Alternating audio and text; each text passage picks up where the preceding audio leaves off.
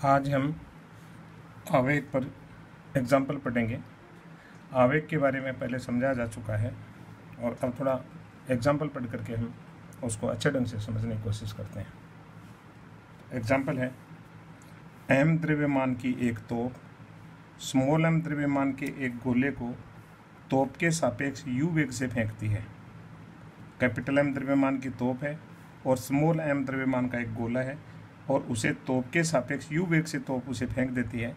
सिद्ध कीजिए कि गोले व तोप के वास्तविक वेग क्रमशः है capital M into you upon capital M upon small m तथा small m into you upon capital M plus small m होंगे और उनकी गतिज ऊर्जा उनके द्रव्यमान की व्युत्क्रमानुपाती होगी।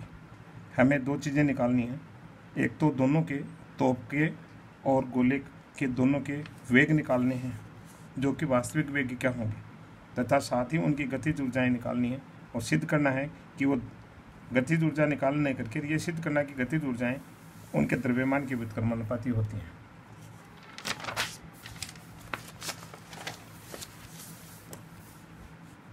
सॉल्यूशन, माना कि गोले तथा तोप के वास्तविक वेग क्रमशः v1 तथा v2 हैं, परंतु दोनों विपरीत दिशाओं में जब तोप से गोला दागते हैं तो क्रिया की प्रतिक्रिया के कारण से तोप पीछे जाती है और गोला सामने आगे जाता है।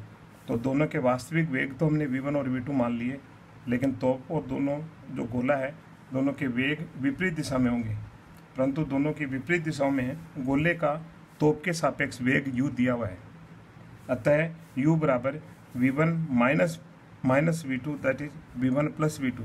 एक का v1 वेग है इधर जा रहा है, एक का v2 वेग है इधर जा रहा है, तो u दोनों के टोटल वेग के बराबर हो जाएगा क्योंकि तोप के सापेक्ष गोले का वेग u दे रखा है। पुनः इधर तोप का वेग v2 है, गोले का v1 है, तोप का मास कैपिटल M है, गोले का v1 है। पुनः संवेग संरक्षण के सिद्धांत से mv1 small m into v1, हमने मास को वेग से मल्टीप्लाई कर दिया तो संवेग आ गया। इधर गोले का है उधर तोप का है, लेकिन संवेग संरक्षण का नियम ये कहता है दोनों आपस में कैसे हुए बराबर है।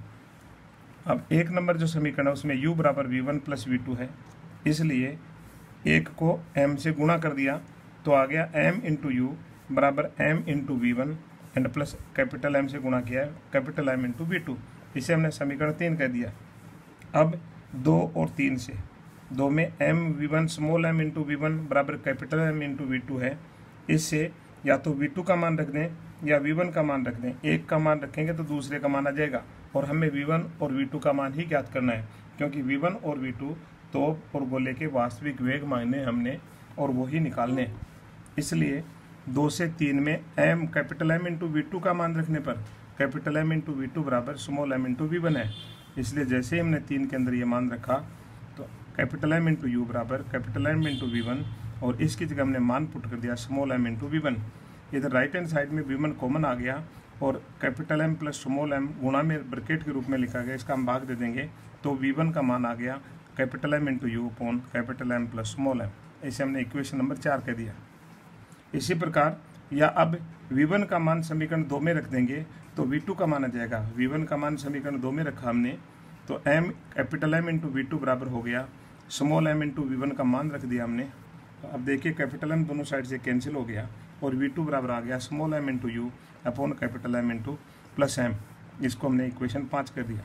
अतः 4 व 5 से गोले व तोप के वास्तविक वेग क्रमशः capital M into you upon capital M plus small m तथा small m into you upon capital M plus small m होंगे। अब गोले की गतिज ऊर्जा बटे तोप की गतिज ऊर्जा का मान निकालते हैं रेशियो। तो देखिए गोले की गतिज ऊर्जा जो होगी स्मॉल m इसका मास है, स्मॉल v1 इसकी वेलोसिटी है, इसलिए 1/2 m v1 स्क्वायर। तोप की 1/2 capital M into v2 square, यानी 1/2 कैंसिल हो गया तो small m upon capital M into v1 square बटे v2 स्क्वायर। क्योंकि v1 और v2 के मान अपन ऊपर ज्ञात कर चुके हैं इसलिए दोनों के मान रख दिए। दोनों के मान रखे तो आपस में कैंसिल होकर के और रिजल्ट ये आ गया capital M upon small m। इसको हमने 1 अपॉन स्मॉल m बटे 1 अपॉन कैपिटल M की फॉर्म में रख दिया। अब इधर देखिए गतिज ऊर्जा लेफ्ट में और राइट साइड के अंदर इनके मान दे रखे हैं अतः गोले व तोप की गतिज ऊर्जाएं उनके द्रव्यमान की व्युत्क्रमानुपाती हैं। ऊपर गोले की गतिज ऊर्जा है और इधर का रेशियो जो आ रहा है 1/m के बराबर, तो इसलिए गोले की गतिज ऊर्जा उसके मास के व्युत्क्रमानुपाती, तोप की गतिज ऊर्जा 1/M के व्युत्क्रमानुपाती, यानी कैपिटल M यानी मास है जो तोप का, उसके 1 करने का मतलब व्युत्क्रमानुपाती। तो इस प्रकार से हमें दो चीज़ें निकालनी थी, एक तो दोनों के तोप और गोले के वास्तविक वेग निकालने थे और साथ ही उनकी गतिज ऊर्जाएं किसके व्युत्क्रमानुपाती हैं, ये दोनों बातें सिद्ध करनी थी और हमने इसको सिद्ध किया। अब हम नया चैप्टर स्टार्ट करेंगे, मोमेंट ऑफ इनर्शिया, जड़त्व आघूर्ण। जड़त्व आघूर्ण की परिभाषा समझते हैं। किसी m संहति के कण का किसी सरल रेखा के सापेक्ष जड़त्व आघूर्ण क्या होता है। ये एक सरल रेखा ली हमने और यहाँ पर एक m संहति का पिंड ले लिया, कण ले लिया, जिसकी इस रेखा से लंबवत दूरी हमने ली, यानी इस बिंदु से हमने जहाँ पर कण है एक लंब डाल दिया रेखा पर, और ये दूरी यदि स्मॉल r है तो इस कण का इस रेखा के सापेक्ष, इस बिंदु का इस रेखा के सापेक्ष मोमेंट ऑफ इनर्शिया जो होता है वो होता है मास इंटू डिस्टेंस स्क्वायर, जहाँ डिस्टेंस कौन सी होगी, लंबवत दूरी। माना कण की दी गई सरल रेखा से लांबिक दूरी स्मॉल r है, तो कण का सरल रेखा के सापेक्ष जड़त्व आघूर्ण, जिसको हम शॉर्ट में मोमेंट ऑफ इनर्शिया को mi से लिखेंगे आगे, बराबर m इंटू r स्क्वायर होता है। यदि m1, m2, m3, mn संहति के कुछ कण किसी सरल रेखा से क्रमशः लांबिक दूरियों r1, r2, rn पर स्थित हैं, तो इस निकाय का सरल रेखा के सापेक्ष मोमेंट ऑफ इनर्शिया पहले कण का हो गया m1 r1 स्क्वायर, दूसरे का हो गया m2 r2 स्क्वायर, लास्ट का हो गया mn rn स्क्वायर। समेशन कर दिया तो i = 1 to n, 1 से n तक मान दे दिया हमने, तो इसलिए i = mi into ri square. ये समेशन कर दिया तो ये जितने समस्त कण थे उनके सब का मोमेंट ऑफ इनर्शिया का योग आ गया, और ये इन सब का जो निकाय सिस्टम जो था दे रखा था हमें, उस पूरे सिस्टम का मोमेंट ऑफ इनर्शिया आ गया। तो मोमेंट ऑफ इनर्शिया क्या होता है, यदि हम किसी रेखा के सापेक्ष किसी कण का मोमेंट ऑफ इनर्शिया निकालना चाहते हैं तो उस कण जहाँ पर रखा हुआ है उससे उस रेखा पर लंब डालेंगे, और ये मास इंटू जो है लंबवत दूरी होती है इसका स्क्वायर के बराबर मोमेंट ऑफ इनर्शिया होता है। जड़त्व गुणन, प्रोडक्ट ऑफ इनर्शिया, जिसे हम आगे शॉर्ट में यदि कहीं लिखेंगे तो PI से लिखेंगे, प्रोडक्ट ऑफ इनर्शिया। इसके लिए दो अक्षों की जरूरत पड़ेगी, दो रेखाओं की जरूरत पड़ेगी। एक OX लिया, एक OY लिया हमने, दो लंबवत अक्ष लिए, और यहाँ पर एक बिंदु लिया जिसके निर्देशांक मान लीजिए XY है, तो X अक्ष की दिशा में X कोऑर्डिनेट है, X दूरी है, Y अक्ष की दिशा में Y दूरी है, और यहाँ पर कोई m संहति का कण दे रखा है। तो देखिए प्रोडक्ट ऑफ इनर्शिया को किस तरह से हम निकालेंगे, कैसे ज्ञात करेंगे कि माना OX और Y दो लंबवत निर्देशीय अक्ष हैं तथा m संहति का एक कण बिंदु PXY जिसके निर्देशांक हैं पर है, तो कण का इन दोनों अक्षों के सापेक्ष PI यानी प्रोडक्ट ऑफ इनर्शिया होता है मास इंटू दोनों अक्षों से दूरियों का गुणनफल, और दूरियां वही लंबवत दूरी होंगी। तो पहला जो है ये OX जो x अक्ष है उससे लांबिक दूरी हो गई y, दूसरा OY जो y एक्सिस है इससे दूरी हो गई x, तो लांबिक दूरियां हो गई x और y, दोनों की लांबिक दूरियां निकाल करके उनका गुणा करेंगे हम मास से, तो ये आ जाता है प्रोडक्ट ऑफ इनर्शिया। यही दोनों अक्षों के सापेक्ष कण का जड़त्व गुणन कहलाता है, यानी प्रोडक्ट ऑफ इनर्शिया कहलाता है। कुछ हम छोटे छोटे जो है जैसे छड़ है, जैसे सर्कुलर रिंग है, इस तरह के हम वस्तुएं लेकर के या कोई वस्तु लेकर के और उसका हम मोमेंट ऑफ इनर्शिया निकालेंगे और देखते हैं किस तरह से कैसे निकलता है। तो एग्जांपल लिया हमने, 2a लंबाई की एक m संहति की एक समान छड़ ली। एक समान छड़ लेने का मतलब है कहीं से मोटी पतली नहीं है, एक जैसी है, मोटाई उसकी एक जैसी है, घनत्व जिसका करना चाहिए वो एक जैसा है हर जगह।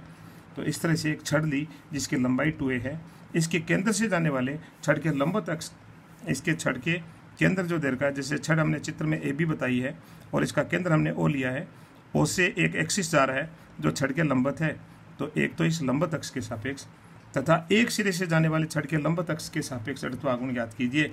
तो दो जड़त्व आघूर्ण ज्ञात करने हैं, एक हमने जो O से जा रहा है एक्सिस और जो छड़ के लंबवत है, और एक A से जा रहा है जो एक्सिस जो छड़ के लंबवत है। पहले हम केंद्र से जो जा रहा है उसके सापेक्ष हम ज्ञात करेंगे।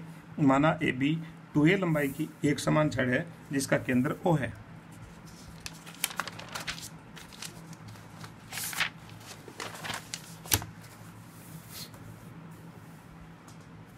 माना पी ए बी पर कोई ओ से x दूरी पर स्थित बिंदु है।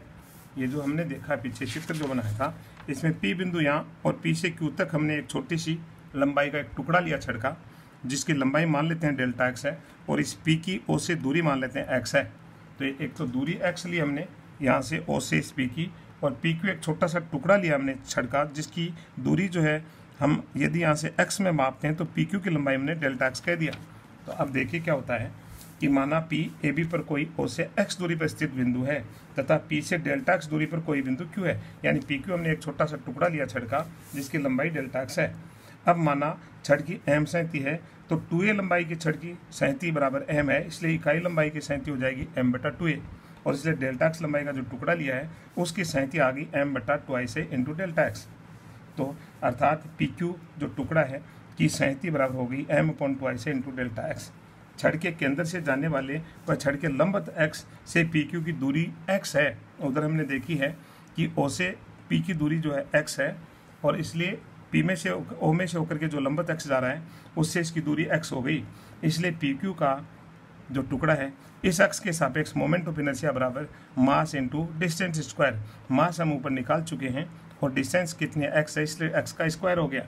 पूरी छड़ का निकालेंगे तो हम -a से a तक इसको इंटीग्रेट कर देंगे, इसलिए पूरी छड़ का इस x के सापेक्ष मोमेंट ऑफ इनर्शिया बराबर होगा -a से +a तक इंटीग्रेशन m/2i से x स्क्वायर और dx, जिसका मान होगा m/2i से कॉन्स्टेंट बाहर निकाल दिया, और ये -a से a जो लिमिट थी, जो कि अंदर समफलन है इसलिए इसको 2 से गुणा कर दिया हमने, और 0 से a लिमिट कर दिया x स्क्वायर dx।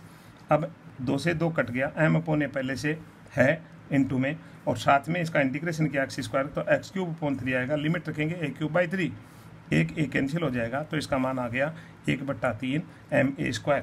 अर्थात मोमेंट ऑफ इनर्शिया छड़ के केंद्र से जाने वाले x के सापेक्ष 2a लंबाई के यदि एक समान छड़ है तो उसका होता है 1/3 m इंटू a²।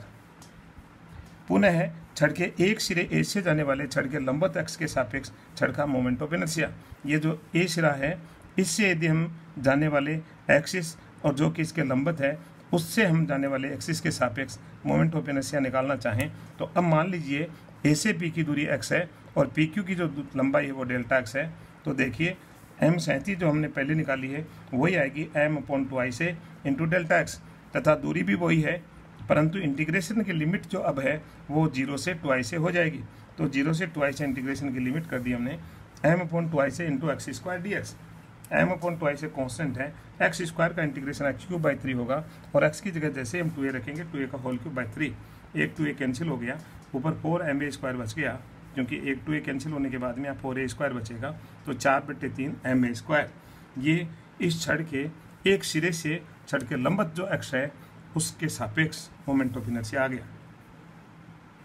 अगली बॉडी देखिए क्या है, अगले में प्रोडक्ट ऑफ इनर्शिया, क्योंकि हमने मोमेंट ऑफ इनर्शिया भी सीखा है, प्रोडक्ट ऑफ इनर्शिया भी सीखा है। सिरे A से जाने वाले छड़ के लंबवत x, एक अक्ष तो हमने A से जाने वाला ये लंबवत x जो अभी लिया है जिसको मैंने AC से कह दिया, और एक हम छड़ की दिशा का x ले लें तो ये 2 एक्सिस हो गए।